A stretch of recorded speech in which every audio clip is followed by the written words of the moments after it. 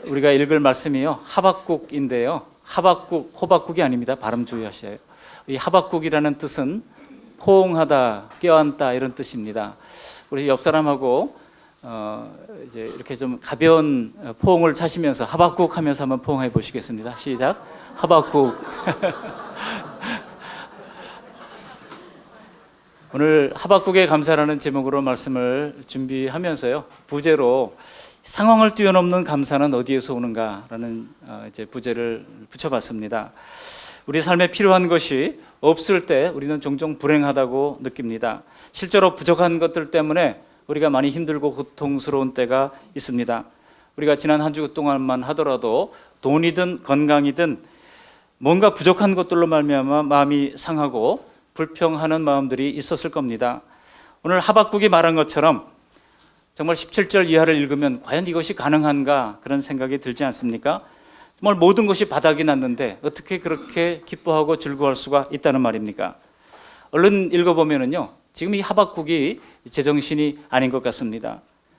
왜냐하면 무화과 나무 잎이 무성치 못하고 포도 열매가 없고 감람나무에 소출도 없고 먹을 것도 없고 우리의 양이 없고 외양간에 소가 없어도 없고 없는데 마치 모든 것을 가진 사람처럼 하나님 때문에 즐거워하고 기뻐한다고 외치고 있기 때문입니다. 여러분, 이게 과연 가능할까요? 우리가 하나님의 인도 아래 기쁘게 살아가지만 무언가 떨어졌을 때 감사하고 기뻐하는 것은 정말 쉬운 일이 아닙니다.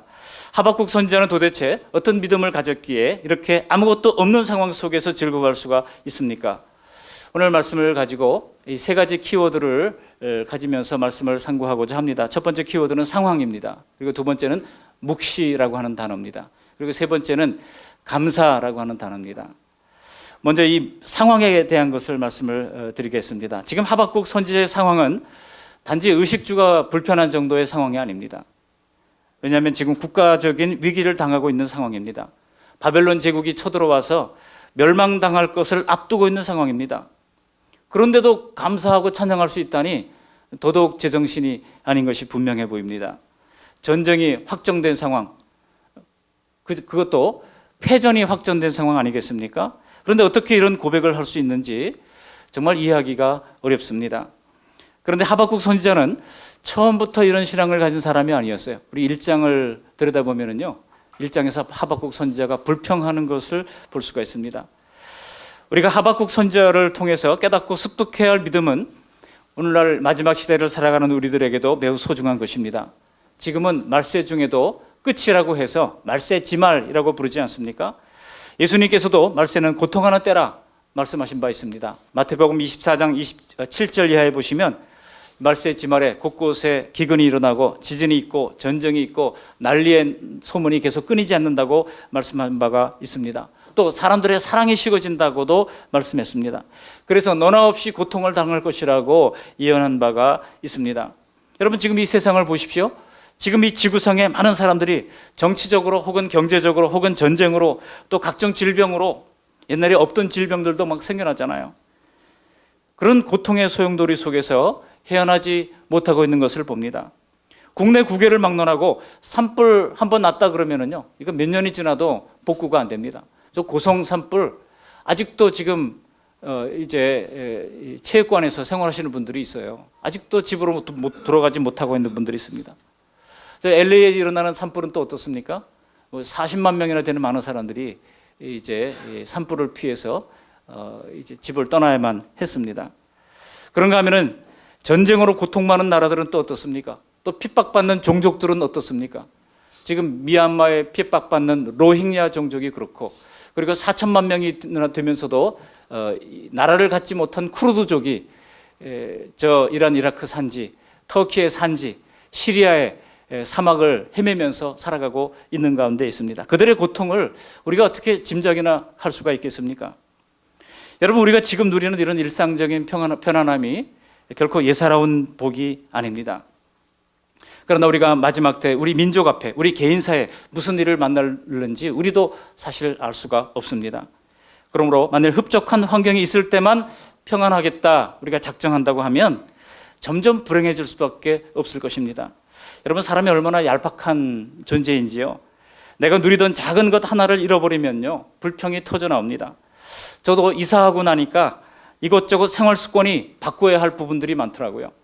그래도 좀 넓은 데 있다가 좀 좁은 데 오니까요, 이렇게 지나다가 자꾸 부딪히는 부분들이 생겨요. 책상에 부딪히고 무릎이 부딪히고 멍이 들기도 하고 그래요.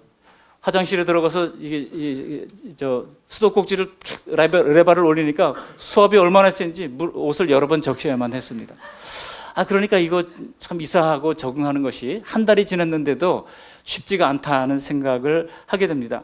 근데 여러분, 우리가 언제부터 이렇게 잘 살았다고 조금만 불편하면 불평이 터져 나옵니다. 그러나 우리가 만일 다 채워져야 만족하겠다, 지금보다 더 좋은 것이 있어야 행복하겠다 마음을 먹는다고 하면 나날이 점점 더 불행해질 수밖에 없을 겁니다. 오늘 말씀을 통해서 하박국 선지자의 이 반전의 신앙이 무엇인지 말씀을 통해 살펴보면서 하나님의 은혜로 우리 모두 환경을 뛰어넘는 믿음의 최상급의 믿음을, 최상급의 감사를 하나님께 드릴 수 있는 우리 모두가 되시기를 바랍니다. 하박국 1장 1절에 보시면은요, 선지자 하박국이 묵시로 받은 경고라라고 되어 있습니다. 하박국이 이 묵시를 받았을 때 그는 3장 16절에서 이렇게 고백을 합니다. 창자가 흔들리고 입술이 떨렸다고 기록되어 있습니다. 오늘 말씀은 우리가 느끼는 것 이상의 두렵고 엄청난 일이 비밀스럽게 담겨있는 묵시인 것을 알 수가 있습니다. 물론 하박국의 이런 예언의 말씀은 이미 역사 속에서 다 이루어졌습니다. 그러나 그 묵시들은 역사 속으로 끝난 것이 아니고 묻혀진 것이 아니고 장차 앞으로 일어날 예수 그리스도의 백보자 심판 때까지 드러나도록 감추어진 인간 역사의 종말을 예고하고 있는 예고편인 것입니다. 오늘 본문을 잘 이해하려면 하박국서 전체를 다 봐야 되는데요, 여러분, 전체라니까 너무 겁먹을 필요는 없습니다. 왜냐하면 그래봐야 3장밖에 안 되는 소선지자 아닙니까? 그렇지만 여러분, 내용은 짧아도 하나님의 구원과 심판에 대한 장엄한 계시를 엿볼 수 있는 것이 바로 하박국서입니다. 하박국서에는 이 의문투성이의 인간 역사에 대한 이 하박국의 날카로운 질문이 기록되고 있고, 또 거기에 따르는 하나님의 답변이 계속해서 기록되고 있습니다. 여러분, 하박국 선지자가 활동하던 시기는 언제입니까? 남유다의 멸망이 임박했던 마지막 시기였습니다. 좀 더 압축하자면은 요시야 왕이 죽고 여호야김 왕이 나라를 다스리던 때입니다. 여러분, 우리가 대한민국 국민이 저 먼 유대 나라, 그 나라의 역사를 굳이 알아야 하는가, 그런 생각을 할 수도 있을 겁니다. 그러나 여러분, 하나님은 오늘날 우리에게 무엇을 통해서 말씀합니까? 역사를 통해서 말씀하시고 기록된 말씀을 통해서 우리에게 대면하듯 우리와 이제 대화를 하기를 원하신다고 하는 사실을 기억해야 합니다. 그러므로 우리가 성경을 읽으면서 이것이 나와 상관없는 사람들의 이야기라고 생각하면 하나님이 우리에게 말씀하실 방법이 없어요. 다시 더 옛날로 돌아가서 하나님께서 이제 직통계시로 말씀하실 수밖에 없을 겁니다. 그러나 직통계시는 성경계시 이전에 있었던 것이기 때문에 지금은 99.9% 하나님께서는 기록된 말씀을 통하여 우리에게 말씀해 주시는 것입니다. 로마서 15장 4절을 보시면 이렇게 얘기하고 있습니다. 무엇이든지 전에 기록된 바는, 그랬습니다. 전에 기록된 바, written in the past, 전에 기록된 것, 이것은 우리의 교훈을 위하여 기록된 것이라고 말씀하고 있습니다. 그러므로 모든 성경은 다 지금 각자 우리에게 주시는 하나님의 음성이 있다고 하는 것입니다. 우리가 성경을 펼칠 때마다 성경을 그렇게 볼 때에 성령께서 우리에게 귀한 깨달음을 주실 줄 믿습니다. 하박국서는 다짜고짜 따지는 이 하박국 선지자의 불만으로 시작됩니다. 1장에 보면 하박국 선지자가 하나님 앞에 이런 불평을 던지는 거예요. 요약하자면 이런 겁니다. 하나님, 어찌하여 이런 죄악들을 보고만 있습니까? 여호야김 왕이 행하는 이 악한 일들을 하나님 어찌 보고만 계십니까? 의인들이 악인들에게 고난을 받고 있는 상황을 하나님 언제까지 방관하시겠습니까? 하박국의 불만은 당시 이런 사회적 상황과 연관이 깊습니다. 여러분, 이 여호야김 왕이 통치하기 전에 요시야 왕이라고 하는 왕이 있었습니다. 근데 요시야 왕은 보기 드물게 하나님을 경외했던 아주 선왕 중에 선왕이었습니다. 얼마나 그가 경건한 왕이었는지 열왕기 하 23장 25절에 보면 이렇게 기록을 하고 있습니다. 제가 읽어드립니다. 요시야와 같이 마음을 다하며 성품을 다하며 힘을 다하여 여호와를 향하여 모세의 모든 율법을 온전히 준행한 임금은 요시야 전에도 없었고 후에도 없었더라. 야, 대단한 평가 아닙니까? 여호와의 그 말씀을, 모세의 율법을 철저히 준행했던 이 왕은 전에도 없었고 후에도 없을 만큼, 그렇게 역사가 기록할 만큼 대단히 경건한 왕이었다는 것입니다. 그래서 요시야 왕은 종교 개혁을 단행합니다. 선조들이 해왔던 모든 우상 숭배를 다 걷어냅니다. 그리고 이제 열정적인 신앙으로 열왕기서와 역대기서에 이 요시야 왕의 업적에 대해서 기록을 하고 있는 것을 알 수가 있습니다. 그러므로 그가 다스리던 시대에 많은 백성들이 하나님께로 돌아왔습니다. 그리고 역대하 34장에 보시면은 요시야가 사는 날에 백성이 그 열조와 함께 하나님께 복종하고 떠나지 아니하였더라. 그 요시야의 개혁의 결과 많은 사람들이 하나님께로 돌아와서 열조의 하나님 여호와께 복종하고 떠나지 아니했다고 하는 것을 알 수가 있습니다. 그런데요, 이 하박국 선지자를 기가 막히게 한 사건은 그렇게 선한 요시야 왕이 너무나도 싱겁게 하루아침에 죽어버렸다는 겁니다. 열왕기하 23장 29절에 보면 애굽 왕 바로 누고가 아수르 왕을 이제 전쟁을 하러 가는데 길을 열어달라고 유다에 요구를 합니다. 남유다가 지금 이제 중대 기로에 선 거예요. 어떤 강대국에 붙어 살아갈 것인데 길을 안 열어주면 애굽의 세력에 의해서 멸망을 당할 것이고, 만일 길을 열어줬다가는 또 바벨론 세력에 의해서 멸망을 당할 것이고, 이 저울을 잘 이제 판단을 해야 하는 상황이 됐습니다. 근데 당시 남유다는 이 아수르 세력에게 조공을 바치고 있는 상황이었거든요. 그러니까 아수르의 마음을 얻기 위해서 이제 전쟁에 나가가지고 이 바로 누고 왕을, 이 애굽의 왕을 길을 막으려고 했다가 첫날에 죽고 맙니다. 바로 첫날, 전쟁도 벌이기도 전에 첫날에 죽어버리고 말았습니다. 너무 황당한 죽음이죠. 이 왕이 너무나도 젊은 나이입니다. 요시야 왕이 젊은 나이고, 그리고 이제 신앙으로 바로 세기 위해서 그동안 얼마나 일을 많이 했고 앞으로도 해야 할 일이 너무나도 많은데 너무나 허무하게 전쟁 첫날에 전사하고 마른 것입니다. 요시야의 선한 업적과 신앙을 생각할 때 우리가 너무나 의문의 죽음이라고 생각할 수밖에 없는 상황입니다. 아니, 어떻게 하나님이 온 마음을 다해서 율법을 지키고 백성들을 바로잡으려고 안간힘을 썼던 요시야 왕을 그렇게 불의한 자의 손에 죽게 내버려 두실 수가 있다는 것입니까? 여러분, 우리가 원하는 것은 적어도 요시야 왕이 정말 태평성대를 누리다가 장수하다가 평안히 열조의 하나님께로 돌아갔더라, 뭐 이 정도 기록해야 오늘 우리가 열심히 주님을 섬기고 교회를 사랑하고 섬기고 헌신했던 모든 것들이 보상받는 듯한 느낌을 가지게 되지 않겠습니까? 근데 여러분, 요시야 왕의 후에 설상가상 여호야김 왕이 등장했는데요, 악한 사람입니다. 우상 숭배자입니다. 그래서 요시야가 피땀 흘려 일으켜 놓았던 계획을 순식간에 뒤집어 버렸습니다. 회개를 촉구하는 선지자들을 도리어 죽였습니다. 박해를 했습니다. 그러다가 바벨론에 의한 심판을 예언하는 이 예레미야를 죽이려고 했습니다. 예레미야가 어디로 도망갔습니까? 애굽으로 도망갔습니다. 그 다음에 또 우리아라는 선지자가 일어나서 또 바벨론에 의한 이제 나라의 멸망을 예고를 할 때 그 우리아를 잡아오라고 선포를 합니다. 우리아가 어디로 도망갑니까? 또 애굽으로 도망갑니다. 그런데요, 이번에는요, 이 여호야김 왕이 특공대를 보내가지고 이제 우리아라고 하는 선지자를 잡아옵니다. 그래가지고 그의 앞에서 찢어 죽이는 그런 악행을 저지르게 됩니다. 이런 내용들이 예레미야 26장 21절 이하에 자세히 기록되어 있습니다. 여러분, 불의한 자가 권력을 잡고 의인을 박해하고 악이 판을 치고 있는 상황입니다. 이 모든 상황을 하박국이 볼 때 하박국으로서는 도무지 이해할 수가 없었던 겁니다. 대체 하나님이 역사를 주관하고 계시다면 어째서 이런 일이 일어나는가, 그런 의문을 가졌던 겁니다. 여러분, 우리 주변에서도 이런 일들이 자주 일어나는 것을 봅니다. 우리나라도 예외가 아니죠. 저기 전남 영광에 가면은요, 염산교회라고 하는 교회가 있습니다. 그 염산교회는 6.25 전쟁 때 이제 국군이 들어온다고 하는 이야기를 듣고 인민군들이 이제 퇴각을 하면서 사람들을 다 교회로 모이게 한 다음에 밖에서 불을 질렀습니다. 그리고 빠져나가는 사람들을 이제 죽였는데요, 죽창으로 죽이고 몽둥이로 죽이고 칼로 찔러 죽이고 이 바닷가 수문통에 목에 돌을 달아가지고 이제 가라앉혀 죽이고, 그렇게 죽이는 무시무시한 참상이 벌어지게 됐습니다.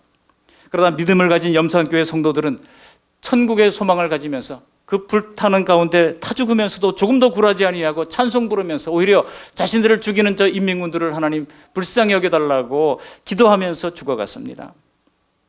우리 교도 언제 한번 기회 되면 한번 가보려고 그래요. 그 염산교회뿐만 아니라 또 우리 이제 문증경 전도사님이 사역했던 그 지역들을 좀 돌아보면서 한번 그 순교 신앙의 그 은혜를 우리가 좀 바꿔오려고 생각을 하고 있습니다.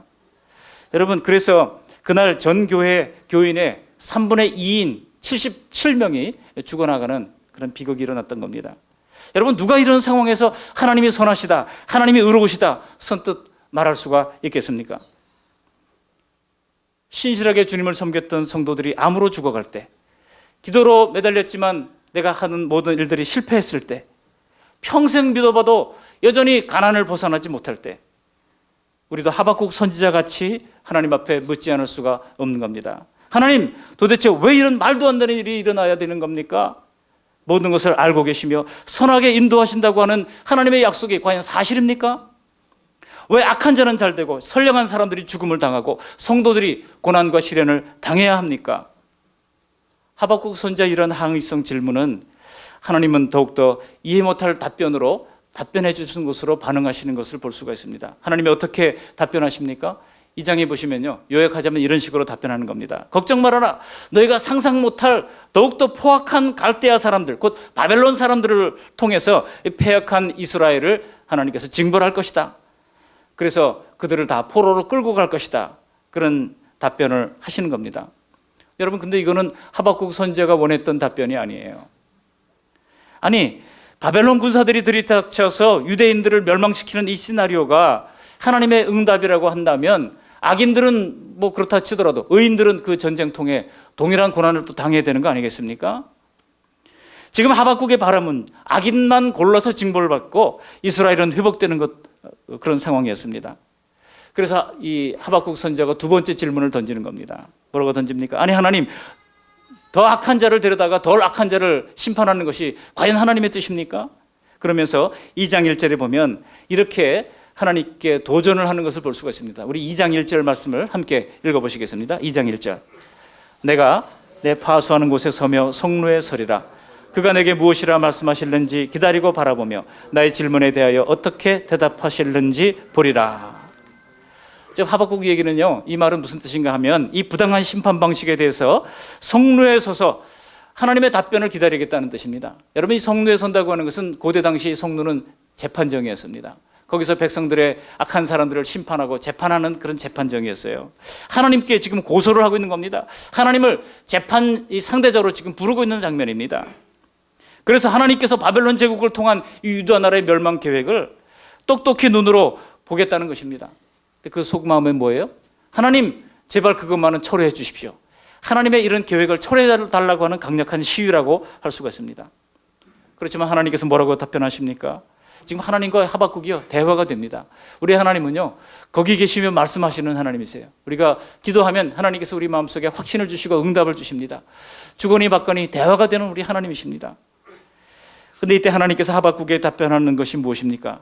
걱정하지 말아라. 자기 힘만 믿고 가난하고 힘없는 민족을 약탈하고 살육했던 이 잔인한 바벨론 제국 역시 또 다른 세력을 일으켜서 심판할 것이니 걱정하지 말아라. 그 얘기를 하시는 것입니다.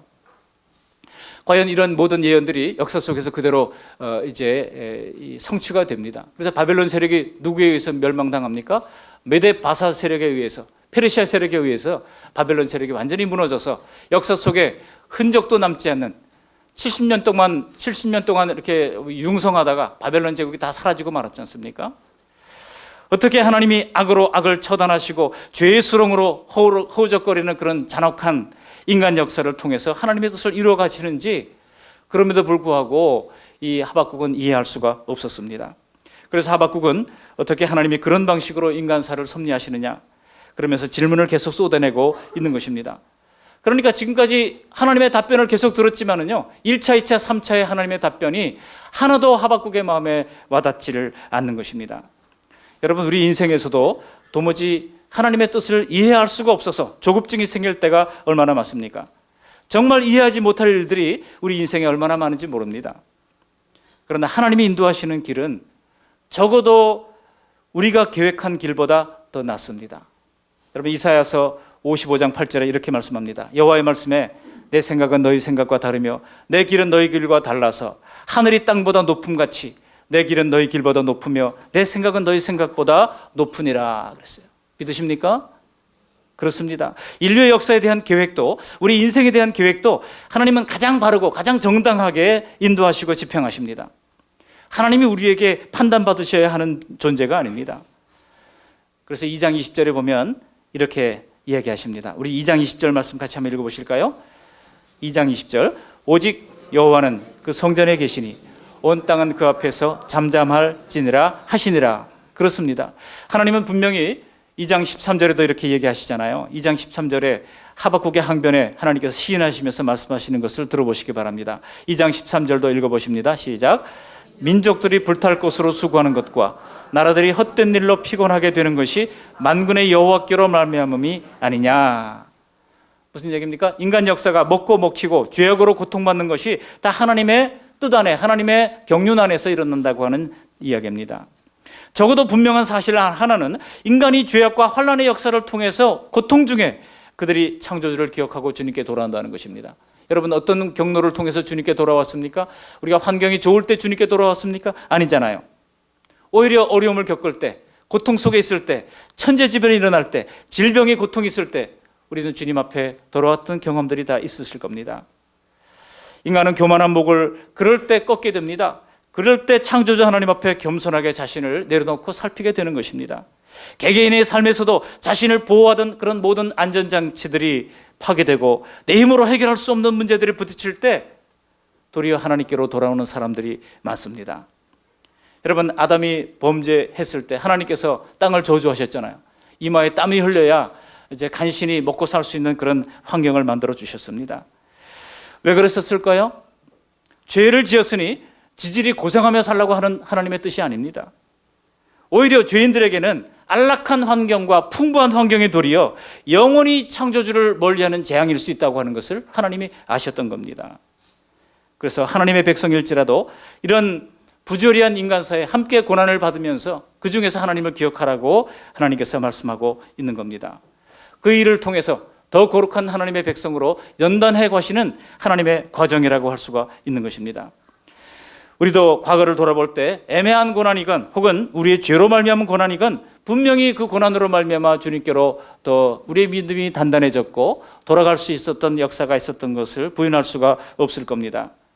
여러분, 잠언서 16장 4절에도 보시면 여호와께서 온갖 것을 그 시음에 적당하게 지으셨나니 악인도 악한 날에 적당하게 하셨느니라. 이 세상에 악한 사람들이 많지만 악인도 할 역할이 있다는 겁니다. 하나님이 악인을 왜 두셨습니까? 악인들을 통해서 뭔가 할 계획이 있으시다는 거예요. 또 전쟁과 고통이라고 하는 인간의 악을 통해서도 하나님은 구원을 이루어 가시는 것입니다. 또 하나님의 백성들이 정도를 벗어나서 멸망의 길을 따르려 할 때는 여지없이 인간 막대기와 환경의 채찍으로 연단하시는 것입니다. 이러한 고난을 통해서 스스로 지긋지긋한 자기의 죄를 미워하게 하시고 주님의 계명을 스스로 따라갈 수 있는 기회를 만들어 주시는 것입니다. 그렇습니다. 하나님을 사랑하고 섬기는 것이 세상을 섬기는 것보다 행복하다고 하는 것을 오직 고난이라고 하는 과정을 통해서 우리에게 가르쳐 주시는 것입니다. 그런 의미에서 우리에게 일어나는 어떤 괴로운 사건도 어떤 힘든 환경도 의미가 없는 것은 없습니다. 우리 옆 사람에게 한번 이렇게 얘기해 보시기 바랍니다. 의미가 없는 것은 없습니다. 한번 얘기하시 보십시오. 의미가 없는 것은 없습니다. 크고 작은 고난들도 우리에게 의미가 있습니다. 그 속에서 여러분, 왜 나에게 이런 일이 닥치는지 의미를 곰곰이 깊이 생각해보고 묵상하시기를 바랍니다.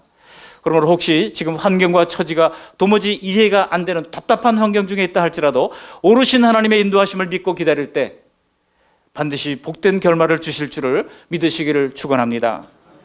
두 번째 키워드는요, 묵시입니다. 이런 하박국의 신앙이 3장에서 이제 급반전되고 있는 것을 볼 수가 있는데요.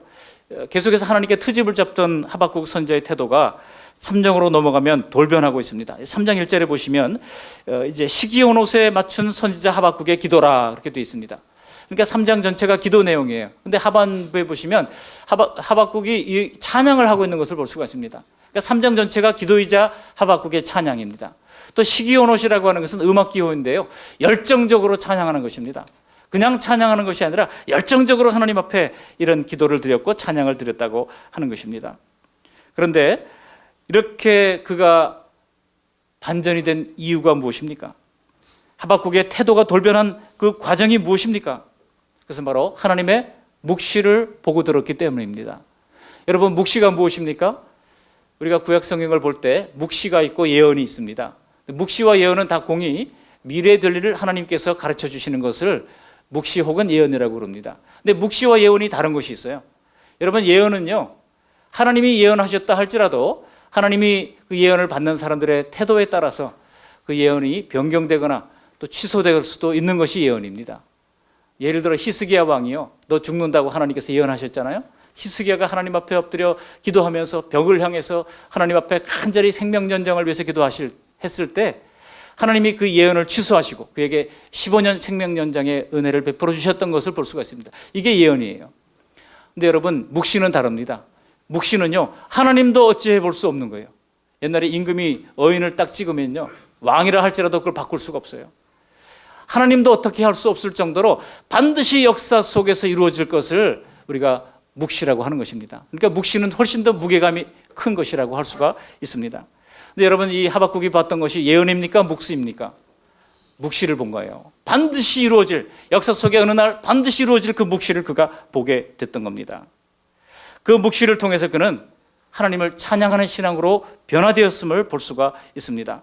신약시대 사도들이 최후의 심판에 대한 그런 묵시를 받았잖아요. 요한계시록 같은 것도 장차 이루어질 백보자 심판 이후에 이루어질 그런 묵시를 본 것입니다. 구약시대 선지자 중에도 먼 미래에 있을 최후의 묵시를 받은 사람들이 있습니다. 스가랴가 그렇고 다니엘이 그렇습니다. 에스겔이 그렇고, 그리고 오늘 본문에 있는 하박국이 그런 것입니다. 그래서 오늘 본문 앞부분에 보시면 세상을 심판하시는 하나님의 두렵고도 장엄한 광경이 기록되어 있습니다. 인간의 모든 역사를 친히 종결하시고 친히 심판하시러 세상에 임하시는 하나님의 놀라운 역사를 거기에 기록하고 있는 겁니다. 그럴 때 하나님의 광채가 햇빛같이 비추고 땅이 진동하고 산이 무너져 내립니다. 그래서 이 전능자의 심판 앞에 하박국은 3장 16절에 있는 것처럼 온몸이 떨리고 다리에 힘이 다 풀렸다는 거예요. 악이 악을 벌하고 먹고 먹히는 인간 세상의 심판이 아닌 궁극적으로 완전 무결한 하나님의 심판을 묵시를 통해서 깨닫게 된 겁니다. 그래서 13절에 보시면 그날 하나님께서 주의 백성들을 구원하시고 악인들의 머리를 치시고 그 기초를 바닥까지 드러내신다고 말씀하고 있습니다. 이것은 본질적인 악의 세력, 즉 사탄의 세력을 심판할 것을 보여주시는 묵시라고 할 수가 있습니다. 인간의 죄의 본성을 부추기는 이 악한 사단의 역사, 인간 역사를 망가뜨리고 세상을 불행에 빠뜨리는 이 사단의 세력을 하나님께서 영원히 심판하실 것이라고 하는 사실입니다. 또한 창조주 하나님을 믿지 않고 사단의 유혹을 따라 불의를 저질렀던 모든 악한 세력들도 영원한 심판을 받게 될 겁니다.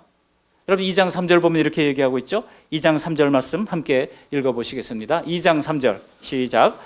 이 묵시는 정한 때가 있나니 그 종말이 속히 이르겠고 결코 거짓되지 아니하리라. 비록 더딜지라도 기다리라.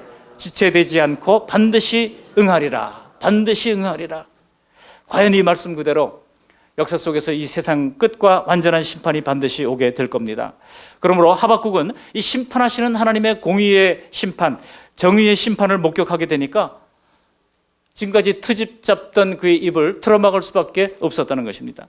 누가 그날의 거룩하신 하나님의 공의 앞에 맞설 수가 있겠습니까? 그래서 3장 16절 보시면 창자가 흔들리고 입술이 덜덜 떨린다는 겁니다. 하나님이 과연 살아계시구나. 하나님이 역사를 심판하시는구나.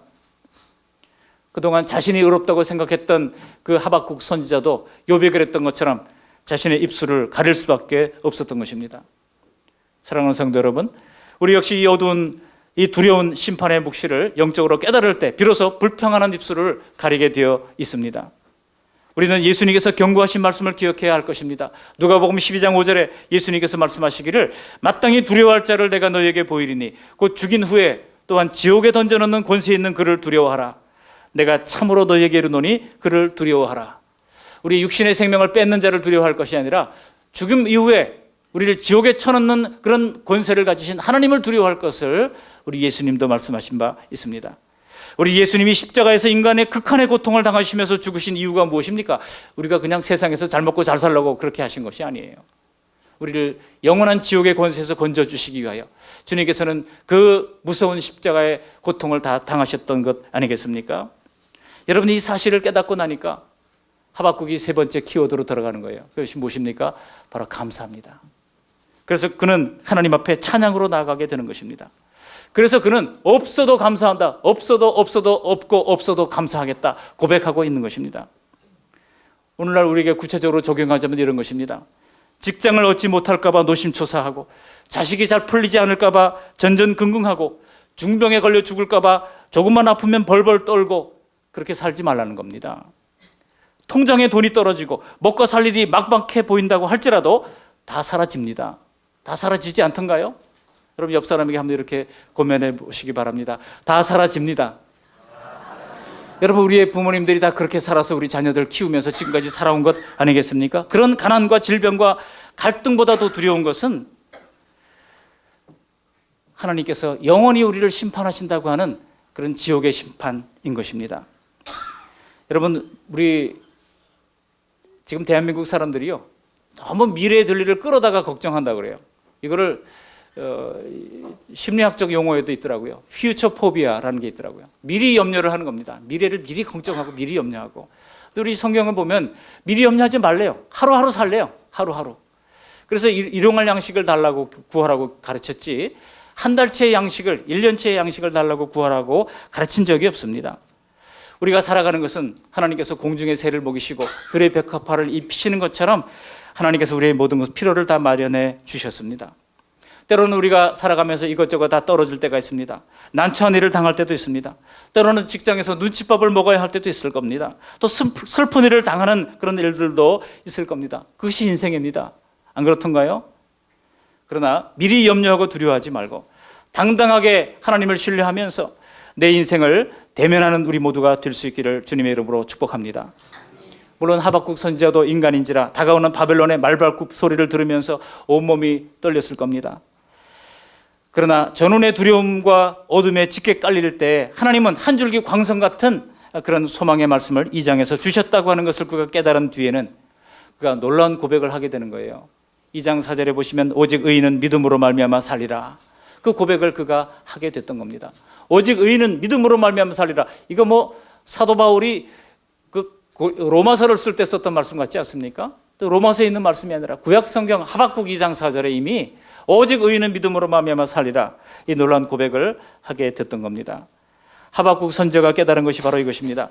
바벨론의 무서운 칼날보다도 더 크고 두려운 심판의 날, 하나님의 공의 앞에서 믿음으로 구원받는다는 사실, 그 환난의 날 구원받는 것보다 더 필요한 게 뭐가 있겠습니까? 그래서 그날의 묵시를 깨닫고 구원을 확신하니 모든 것이 다 없다고 할지라도 괜찮다는 겁니다. 당장 지금 바벨론의 약탈 앞에 모든 것이 다 이제 쓰러지게 되겠지만, 예루살렘은 황폐하게 되겠지만, 논밭엔 먹을 것이 없게 되겠지만, 그래도 괜찮다는 겁니다. 여러분 우리를 가장 강하게 하는 것은 무엇보다 이 지옥의 심판을 벗어났다고 하는 확신에 있는 줄 믿습니다. 그런데 여러분 구원의 주님은 궁극적인 구원의 은혜만 우리에게 베풀어 주시는 것은 아닙니다. 지금도 우리와 함께 하시고 이 생의 삶에서도 동일하게 우리를 구원하신다고 하는 것이 오늘 3장 19절 말씀 아니겠습니까? 마지막 절 우리 3장 19절 말씀을 다 같이 함께 읽어보십니다. 주 여호와는 나의 힘이시라. 나의 발을 사슴과 같게 하사 나를 나의 높은 곳으로 다니게 하시리로다. 이 노래는 지휘하는 사람을 위하여 내 수금에 맞춘 것이니라. 기도로 시작해서 노래로 끝났어요. 3장 전체가 기도요, 3장 전체가 노래입니다. 여호와는 나의 힘이시라. 나의 발을 사슴과 같게 하신다고 말씀하고 있습니다. 그런데 제가 이 말씀을 묵상하는 가운데 이 사슴과 같게 한다고 하는 사실을 묵상하다가 그냥 이게 무슨 목가적인 아름다운 그림이 아니더라고요. 여러분 사슴이 왜 높은 곳으로 다니는지 아십니까? 뒤에 맹수가 쫓아오기 때문이에요. 맹수가 쫓아오지 않으면 사슴이 높은 곳으로 다닐 이유가 뭐가 있겠습니까? 여러분 우리 삶 가운데 보면은요, 우리 뒤에는 항상 맹수가 쫓아오는 것 같은 그런 환경이 있습니다. 그러나 하나님께서 중요한 것은 그 맹수가 쫓아오는 그런 환경 가운데서도 우리의 다리에 힘을 주셔서 견딜 수 있게 하나님께서 허락해 주신다고 하는 것입니다. 때로는 삶이 우리를 추격하고 두려움이 우리를 바짝 뒤쫓아오는 것 같은 그런 환경 가운데서도 하나님은 우리에게 사슴과 같이 다리에 힘을 주시는 하나님이십니다. 그래서 모든 환경과 두려움을 따돌리고 소망 안에서 즐거워하면서 모든 형편을 유유히 받아들이면서 주님을 따르는 강한 믿음의 성도들로 빚어 가시는 것입니다. 이것이 기독교입니다.